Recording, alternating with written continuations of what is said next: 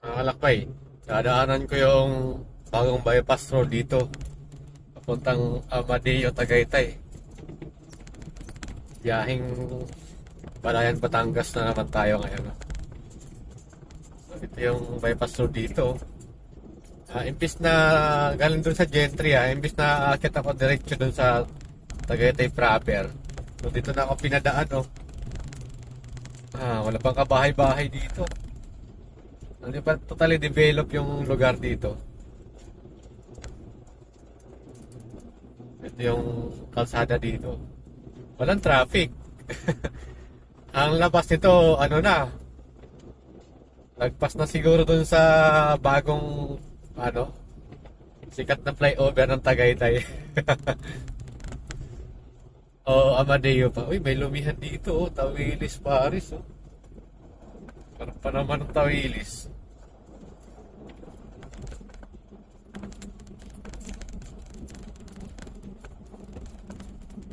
Ilog, buto. Yun, may mga kainan naman na dito mga kalakbay. Yung pinya, o dito pala makikita nyo mga, taniman ng pinya. Pero, hindi naman ganun kalawak. Kaya doon sa bukid doon.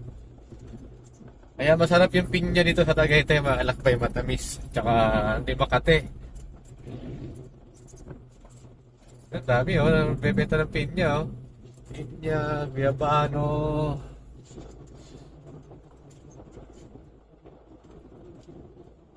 Diba, walang traffic. Sarap kaya mag-drive ng ganito na walang traffic.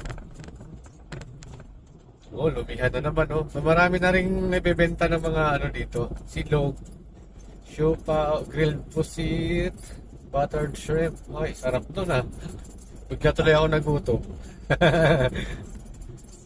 Tingnan natin kung saan to lulusot na. Buttered shrimp.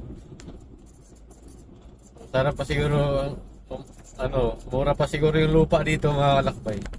Uy, upland, concrete ready mix. May paggawa ng dito, Simento, upland, concrete ready mix. So, ingat lang pala dito. Merong mga, tulay na naging makitid yung daan, naging 2 lanes na lang. Kasi hindi tinapos eh. Bakit kaya hindi tinapos yan? Kasama ba yan sa Ghost?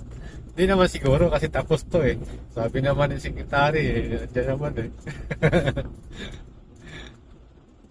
Ayun o. Chill lang yung biyahe dito mga kalakbay, no? Walang traffic, ang ganda ng daan. Walang stress. May mga intersection din lang.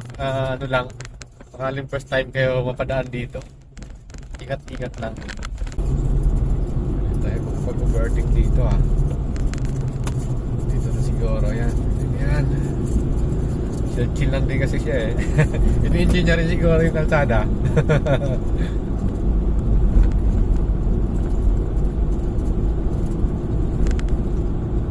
Dito may mga kabahayan na, no? Saan tayo? Dito na tayo. Yung diretso niyan, hindi ko alam kung saan papunta mga kalakbay, Hindi ko madaanan. So, since papunta ako ng Batangas, Balayan, dito ako ngayon kakaliwa. Anong lugar na ba to? Hindi ko kabisado dito yung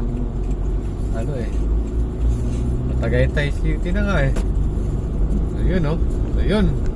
Nakatipid tayo ng ilang oras din. So ito, diretso na rin to ng Tagaytay mga kalakbay.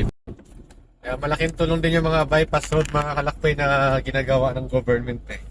Kasi imbes na tutuloy ka pa dun sa regular na daan na matraffic, so, kahit na medyo malayo yung bypass road, mas advantage pa rin kasi wala naman traffic. Ayun, dito pala siya lumusot mga kalakbay, sa ilalim nga ng viral na tulay ng Tagaytay. Ng flyover ng Tagaytay. Viral to eh. So dito na tayo. Papunta ka ng Tagaytay proper mga kalakbay, kakaliwa ka. Pero ako kasi papunta ako ng Batangas, kakanan ako dito. Ayan, ang lusot kasi nito Alfonso na pababa. Yung bilihan ng sariwang baka. Yun, pakita ko rin sa inyo kung saan banda yung bilihan ng sariwang baka rito. Mura lang kilo ng baka dito. So ito yung viral na tulay mga kalakbay, no? Viral ng tulay ng Tagaytay City.